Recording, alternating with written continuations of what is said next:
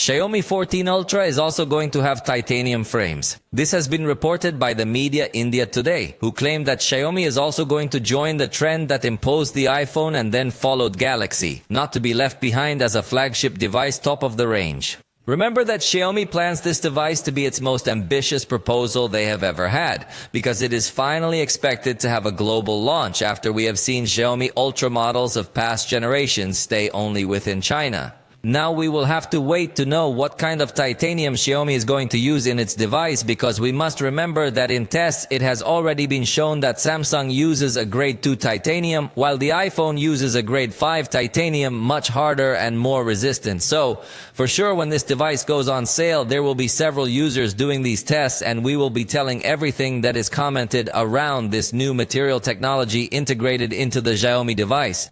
For those who don't know, this device is expected to be unveiled on February 26th during the Mobile World Congress in Barcelona. So there is little time left, and make sure you are subscribed because we will be giving you coverage of that event and everything that has been presented there. Let me know if you would also like Huawei, Oppo, Realme and other manufacturers to join the titanium trend, or do you think it is unnecessary?